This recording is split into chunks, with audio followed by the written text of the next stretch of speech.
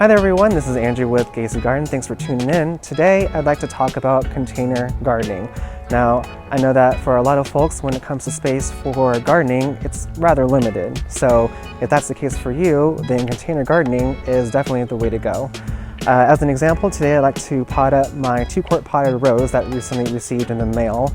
The traditional wisdom is that potted roses don't do as well as roses planted in ground.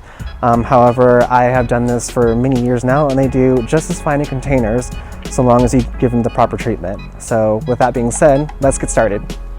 Alright, now the first thing you want to do is remove all packaging materials that came with the plant, including any moisture retaining material that might be packed around the base of the plant. Inspect the leaves and stems of the plant to make sure there are no evidence of pests or fungal issues that you might need to address now so you don't introduce them into your garden.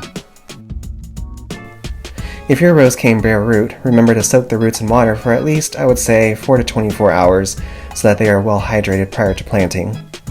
The container size will depend on the size of the plant. For my 2-quart potted rose, I chose a minimum 3-gallon or about 11-liter size container. For bare root roses, choose a minimum 5-gallon or about 19-liter container. They should be good for a couple years before you would need a repot. When you're having trouble keeping the rose hydrated, that's typically a good sign that you should upgrade to a bigger size. Use a good quality organic potting soil found at your local gardening center. Fill the pot halfway and apply some organic dry fertilizer. Really, anything that contains plenty of organic ingredients such as mollusses and rock minerals usually does the trick for my roses. Just make sure that the P in the NPK ratio is the highest number. I also like to apply a good amount of mycorrhizal fungi to the planting hole to give the rose an extra kickstart. In general, these fungi are beneficial to plant nutrition and water absorption.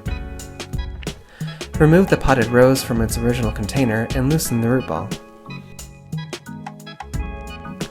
Place it in the center of the pot, with the surface of the root ball within 1 inch of the top of the container. Fill her in with more potting soil. Level out the soil and firm around the plant. Then just water her in. Water, water, water. More water. And that's about it, folks. She is done for the day. Hope you found today's tutorial informative. If you have any questions, please leave them down below in the comments section. Like and subscribe if you'd like to see more content like this. Thanks again for watching. See y'all next time.